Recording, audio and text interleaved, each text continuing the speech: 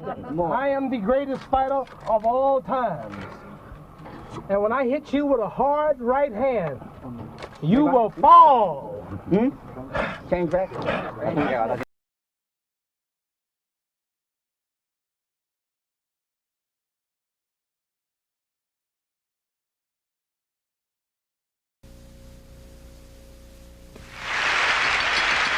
Ladies and gentlemen, Mr. Billy Crystal. Thank you. Ladies and gentlemen, there's very little that I can add or say about Ali that he hasn't already said himself. And in this evening, I would like to pay tribute to this man who was a hero of mine with a piece that I wrote that he lived, and I call it 15 Rounds. Hello once again, everyone. My name is Howard Cosell. We are awaiting the arrival home of young 18-year-old Cassius Marcellus Clay, the young man who at the recent 1960 Rome Olympiad shocked and amused the world with his boxing ability and braggadocio, if you will.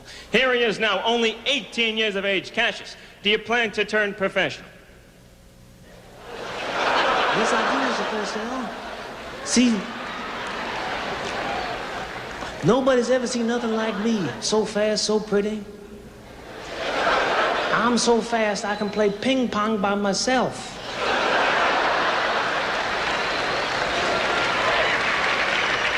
And I'm predicting that someday I'm gonna gain 30 pounds and I'm gonna become the heavyweight champion of the world. Sunday Liston is not coming out incredibly young. Cassius Clay, just as he predicted to this reporter 4 short years ago, has knocked out the man he called the Big Ugly Bear and become the new heavyweight champion of the world. I am the greatest. I am the greatest. I am Muhammad Ali. I will never be known as Cassius Clay again. Cassius Clay is a slave's name. I'm now a disciple of the Honorable Elijah Muhammad. I'm now a black Muslim minister. I am now Muhammad Ali.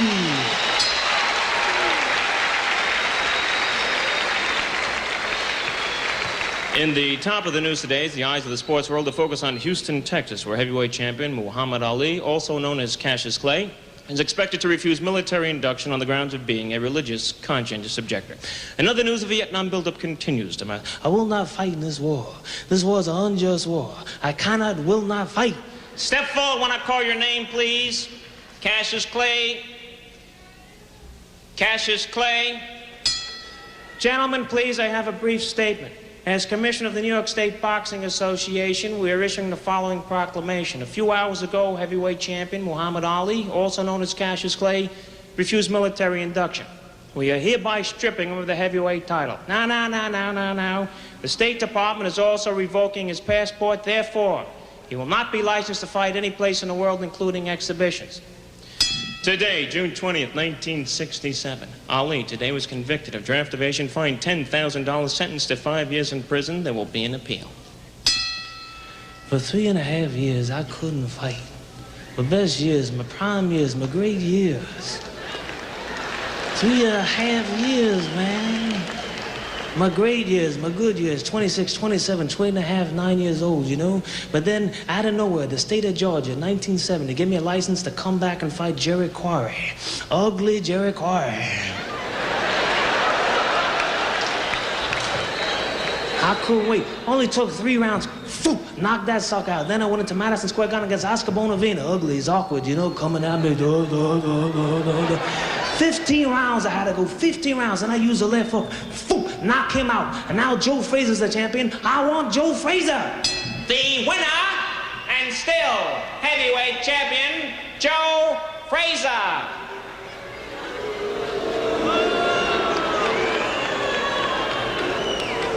I still think I won.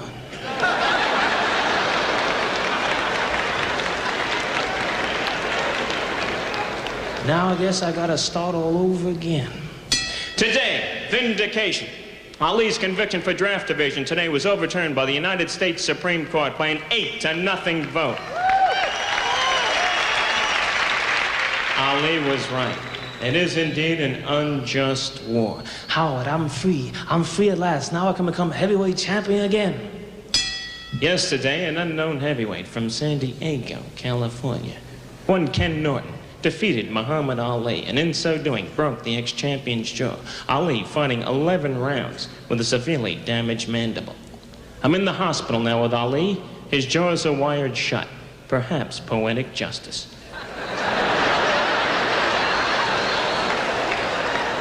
But more importantly, at the age of 33, have we seen the last of the great one? Muhammad, is this the end for you? No way, Howard. Ain't no way, Howard. Even though I got my jaws all shut, I'm still pretty, Howard. Ain't I pretty? Even though I got all this stuff, Howard. You don't think I can come back, huh? You that beg to play. You don't think I can come back, man? When I can come back, all I've got to do is start all over again. George Foreman is down incredibly here in Zaire, Africa. Muhammad Ali, at the age of 33, has knocked out a seemingly invincible George Foreman here in the 8th round and become only the second man ever to regain the heavyweight title. An incredible upset. Go sell, you chump. I told you I was the greatest. October 1, 1975, Manila, the Philippines, Pearl of the South Pacific. Ali Frazier, the third time around. Frazier unable to answer the bell for the 15th round. The Thriller in Manila.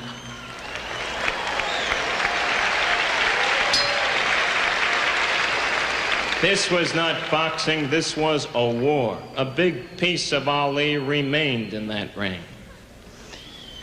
I fought everybody. Everybody there was to fight, I fought. I didn't duck nobody. I was colorful. I predicted the rounds. I was bigger than boxing. My fights are seen all over the world. I fought ugly Joe Frazier 3 times. I fought Ken Norton 3 times and sat through Mandingo twice.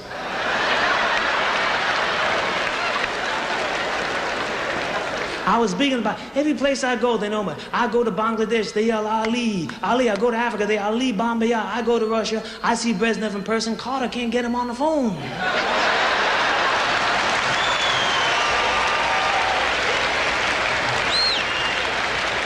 And at the age of 36, I'm 36 years of age. I'm still pretty. Ain't that something? Not a mark on my face. Ain't that something? 36 years of age. I'm still fast. They say I'm slowing down. You know, they say I'm so fast I can turn out the lights in my bedroom, be in the bed before the room gets dark.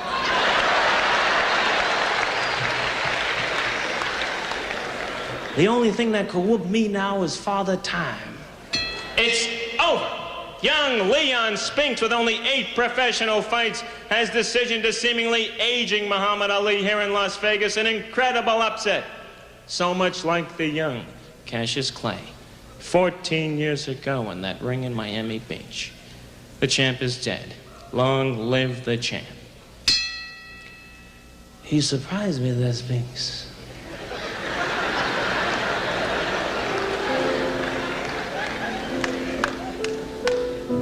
I guess at the age of 36, you know, I couldn't train like I want to train, you know, couldn't do the things in the ring I want to do. Gave that ugly sucker the first 7 rounds and tried to come back after him, you know. Just gave away too much, you know.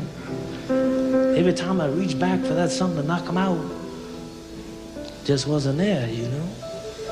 Hell, he was so ugly, I figured ain't no way he could beat me. Oh, Leon. Yeah, they took away his driver's license. He walked into a telephone pole.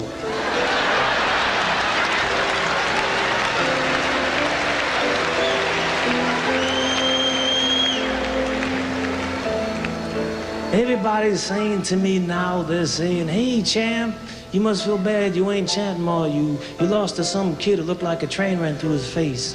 I say, hey, man, I ain't got nothing to be sorry about. You see, everybody in life suffers a loss, you see. It's the one who can overcome the loss and make a success of himself that's really doing something.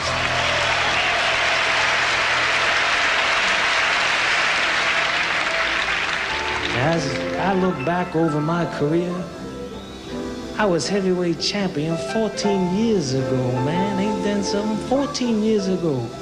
I had a great life. Allah's been good to me. 59 professional fights, made a lot of money, got beautiful kids, great family, got everything to look forward to. But something's eating at me. I don't want to go out losing to no Leon Spinks with 8 professional fights. I don't want to be remembered as being out of shape in that ring of Las Vegas. I want him one more time. And I'm going to do it. I'm 36 years of age, my body's tired, I don't like training very much. But starting tomorrow, I'm getting in shape for that rematch with Leon. Getting up early, I'm gonna run with the moon. I'm gonna start hitting that table, I'm gonna do my push-ups, do my sit-ups, gonna take the punches, do whatever I have to do. And I'm gonna run. And I wanna be the first man ever to win the title for the 3rd time. Nobody's ever done anything like that. But then again, nobody's ever done anything quite like me. And I'm predicting that I'm gonna do it. Because I wanna be the heavyweight champ for the 3rd time. Because I can do it. And you can do it too. No matter what you was in life, no matter what color, no matter what religion, it's never too late to start all over again. Never forget that. And you'll never forget me. I am the greatest of all time.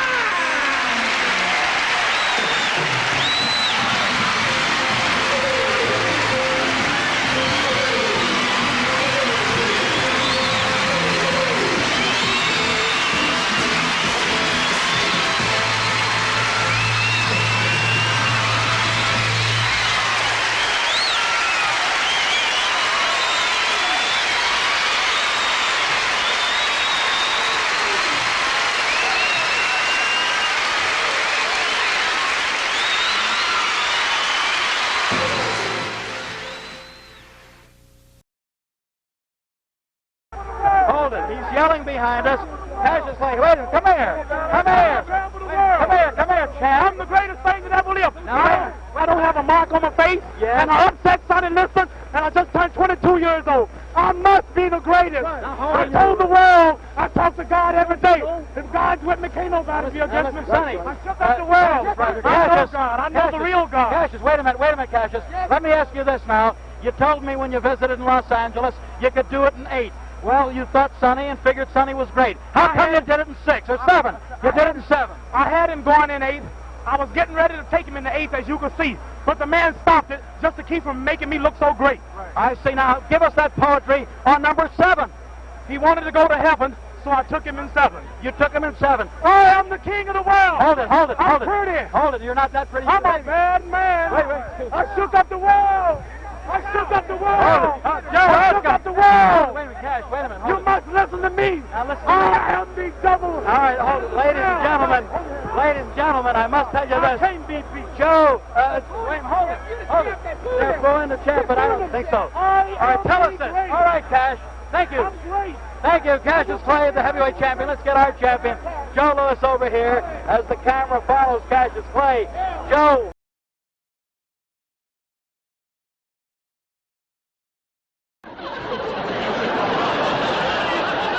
Here he is now, Muhammad Ali. Muhammad Frazier was incredible. How'd you feel about the contest?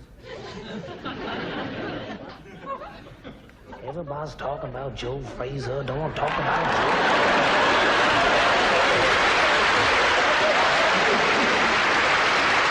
Oh, that's a lot of nonsense. I'm still so fast, and you know I'm so pretty.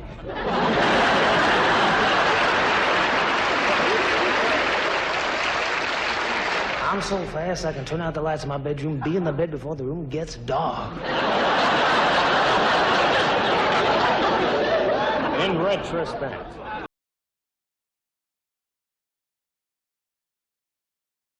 All right, now we are being joined here this morning by probably the most well-known boxer in the history of professional sports. He is two-time heavyweight champion of the world. He was originally known by a name he chose not to keep. He is now known by a name he has chosen to keep, and I will call him that name because if I did not, he is a very big gentleman, and he probably could beat the clock out of me.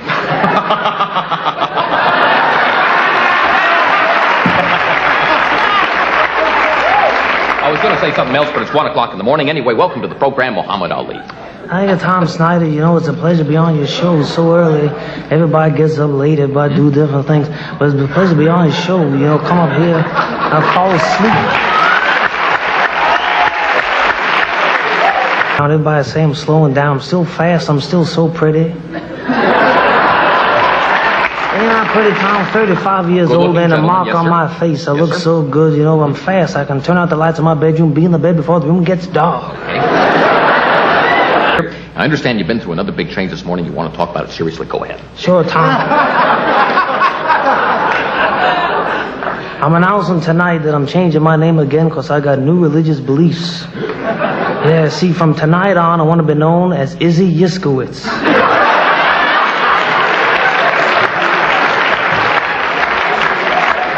It has a kind of a Jewish ring to it, you know what I mean? Kind of. I'm a Hasidic Jew, Izzy Chaim Yiskowitz. Chaim? That stands for Chaim the Greatest. Let's talk about you, and I imagine if you change your religion, you change a lot of other things about your life. Everything's different, Tom. I'm keeping a kosher training camp now. I got 2 sets of boxing gloves. What's that? The meat and the dairy? Yeah, that's right. See, and I'm doing different things. I mean, I used to do rope-a-dope, Sherman Tank, sure. Ali Shuffle. I got a new thing called the Jerusalem Shuffle. Okay. What does that consist of? Well, it's Jewish boxing. You don't hit the guy. You just make him feel guilty. Yeah. Show us what Jewish boxing looks like right here. Maybe. Forward like a butterfly, sting like a bee. All right, get up. This Jewish boxing, just make him feel guilty. Bong Right. around him, looking good, looking fast, looking pretty. Got my legs going good. Sure. Just make that guy feel guilty. Go, hey, you sucker. When was the last time you called your mama? See? Then they feel guilty. Maybe the guy goes psychiatrist, report noise, complaint, something like that. Then they feel bad, and I give them a zet. Boom, they go down. Aleph, base, gimel, down, chestes, mechasol, out.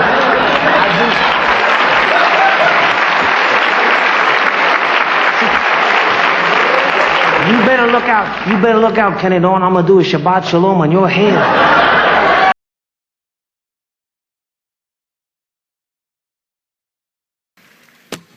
Thank you, ladies and gentlemen. We're at the halfway point.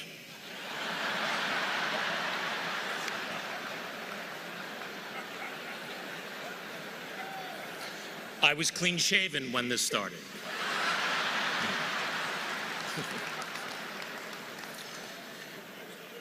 Dear Lonnie, family, friends, Mr. President, members of the clergy, all of these amazing people here in Louisville. Today, this outpouring of love and respect proves that 35 years after he stopped fighting, he is still the champion of the world.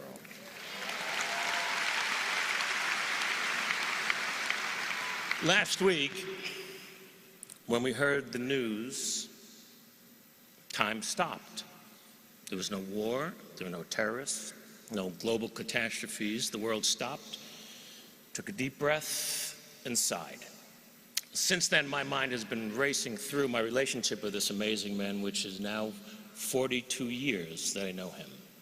Every moment I can think of is cherished, and while others can tell you of his accomplishments, he wanted me to speak and tell you of some personal moments that we had together. I met him in 1974. I was just getting started as a stand-up comedian and struggling, but I had one good routine. It was a 3-minute conversation between Howard Cosell and Muhammad Ali, where I would imitate both of them. Ali had just defeated George Foreman and regained the heavyweight title.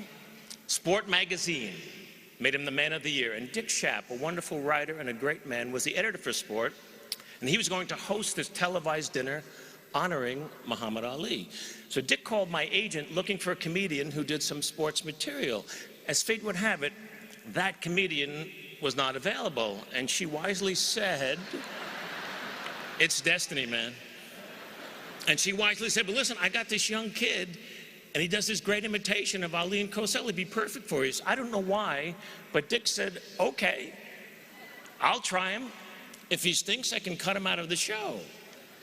I couldn't believe it. My first time on television, and it would be with Ali. I arrived at the Plaza Hotel. The event was jammed. I met Mr. Schaap, who would later become a part of my family. And he said, "Well, how should I introduce you? Nobody knows who you are." And I said, "Just say I'm one of Ali's closest and dearest friends."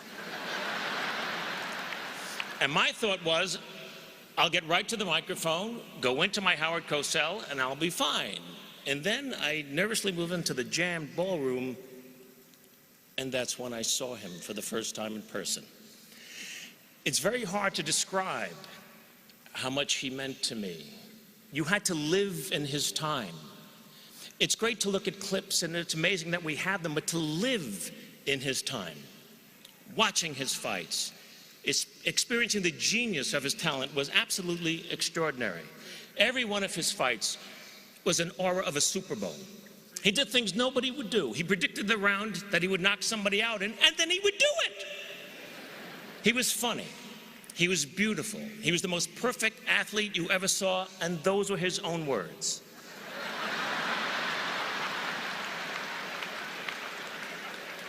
But he was so much more than a fighter as time went on. With Bobby Kennedy gone, Martin Luther King gone, Malcolm X gone. Who was there to relate to when Vietnam exploded in our face? There were millions of young men my age, eligible for the draft for a war that we didn't believe in, all of us huddled on the conveyor belt that was rapidly feeding the war machine. But it was Ali who stood up for us by standing up for himself. And after he was stripped of the title, and the right to fight anywhere in the world, he gave speeches at colleges and on television that totally reached me. He seemed as comfortable talking to kings and queens as the lost and unrequited. He never lost his sense of humor, even as he lost everything else. He was always himself, willing to give up everything for what he believed in. And his passionate rhetoric about the life and plight of black people in our country resonated strongly in my house. I grew up in a house that was dedicated to civil rights. My father was a producer of jazz concerts in New York City and was one of the first to integrate bands in the 40s and 50s. Jazz musicians referred to my dad as the Branch Rickey of jazz. My uncle and my family, Jewish people, produced Strange Fruit, Billie Holiday's classic song describing the lynching of African Americans in this country. And so I felt him. And now there he was, just a few feet from me. I couldn't stop looking at him, and he seemed to like glow, and he was like in slow motion, his amazing face smiling and laughing. I was seated a few seats from him on the dais, and in the room were all of these athletes in their individual sports, great ones.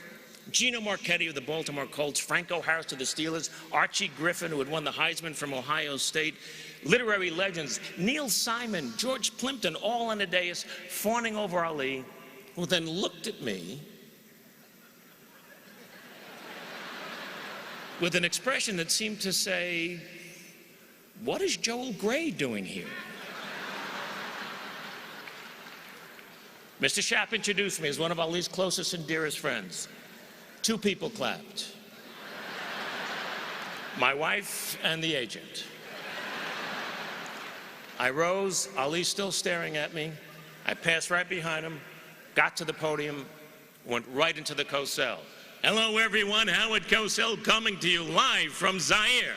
Some would pronounce it Zaire. They're wrong. It got big laughs. And then I went into the Ali. Everybody's talking about George Foreman. I want to talk about George Foreman. George Foreman was ugly. He's so slow. George was slow. I come out, voop, voop, voop. And then I rope-a-dope George, and I'm still fast at 33 years of age. I'm so fast I can turn off the lights, be in my bed before the room gets dark.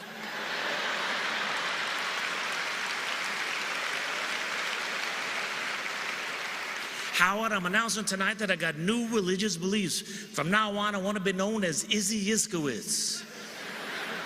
I am now an Orthodox Jew. Izzy Yiskowitz, I am the greatest of all time. The audience exploded. See, no one had ever done him before. And here he was, a white kid from Long Island, imitating the greatest of all time, and he was loving it.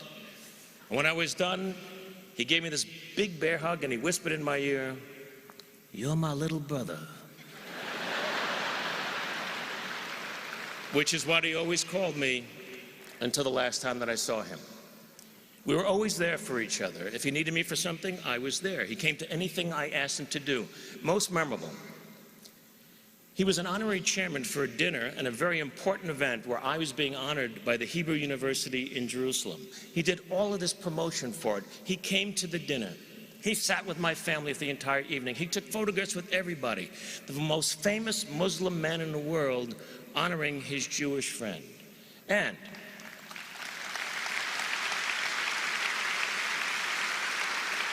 because he was there, we raised a great deal of money. And I was able to use it to endow the university in Jerusalem with something that I told him about. And it was something that he loved the theory of. And it thrives to this day. It's called Peace Through the Performing Arts. It's a theater group where Israeli, Arab, and Palestinian actors, writers, and directors all worked together in peace, creating original works of art. And that doesn't happen without him. I had so many funny, unusual moments with him. I sat next to him at Howard Cosell's funeral, a very somber day to be sure. Closed casket was on the stage. Muhammad and I were sitting somewhere over there next to each other. And he quietly whispered to me, "Little brother, do you think he's wearing his hairpiece?"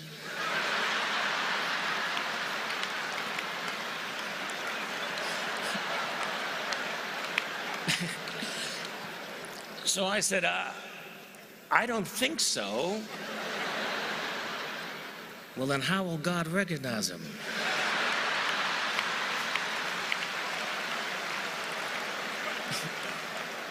So I said, "Champ, once he opens his mouth, God will know." So we started laughing. It was a muffled laugh at first, but then we couldn't contain ourselves. Here we were at a funeral, me with Muhammad Ali, laughing like two little kids who heard something dirty in church. You know, we're just laughing and laughing. And then he looked at me and he whispered, "Howard was a good man." One time he asked me if I would like to run with him one morning, do road work with him. I said, "Well, that'd be amazing. Where do you run?" He said, "Well, I run at this country club, and I run on a golf course early in the morning. It's very private. Nobody bothers me. We'll have a great time." And I said, "Champ, I can't run there. The club has a reputation for being restricted." "Well, it's restricted me. They don't allow Jews there. They don't have any Jewish members." He was incensed. "I'm a black Muslim, and they let me run there. Little brother, I'm never going to run there again." And he didn't.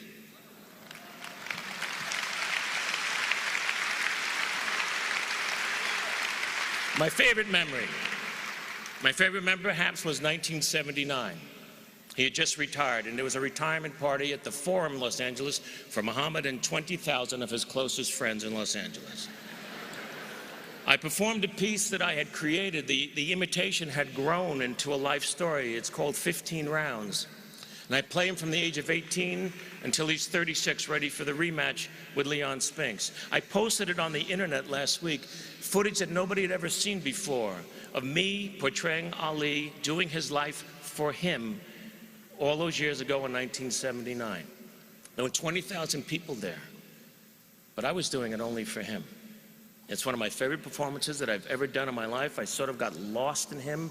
I didn't even know where I was at the end of the performance. And suddenly I'm backstage with another heavyweight champion, Richard Pryor.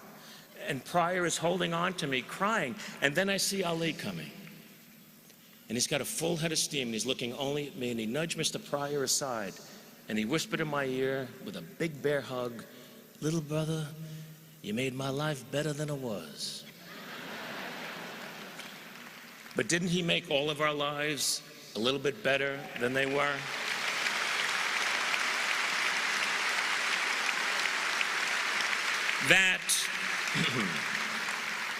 That, my friends, is my history with a man. And I've labored to come up with a way to describe the legend.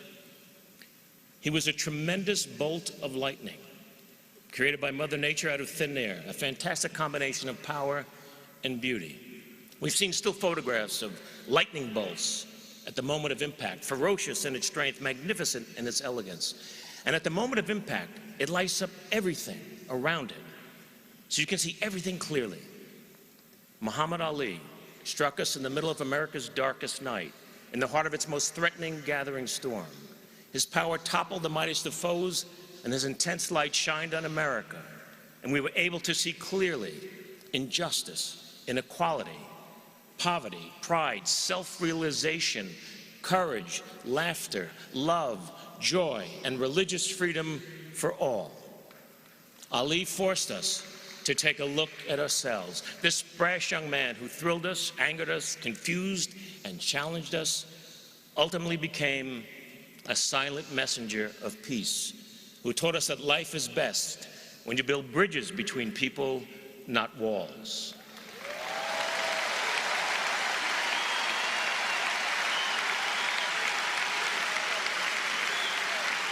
My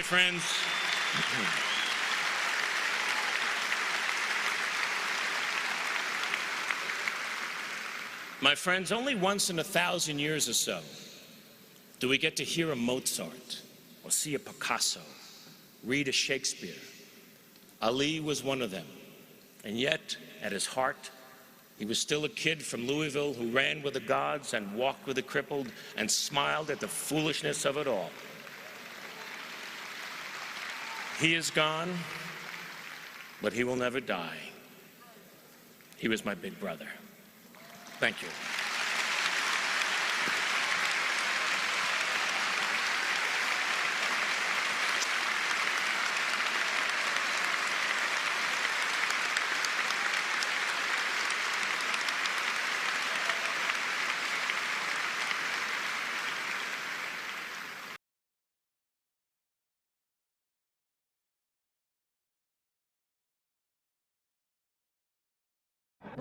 I am the greatest fighter of all times. And when I hit you with a hard right hand, you will fall. Can't crack.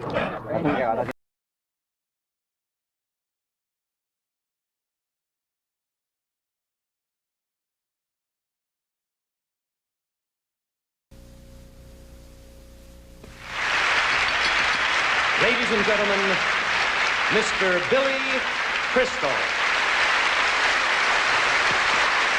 Thank you. Ladies and gentlemen, there's very little that I can add or say about Ali that he hasn't already said himself. And in this evening, I would like to pay tribute to this man who was a hero of mine with a piece that I wrote that he lived, and I call it 15 Rounds. Hello once again, everyone. My name is Howard Cosell. We are awaiting the arrival home of young 18-year-old Cassius Marcellus Clay, the young man who at the recent 1960 Rome Olympiad shocked and amused the world with his boxing ability and braggadocio, if you will. Here he is now.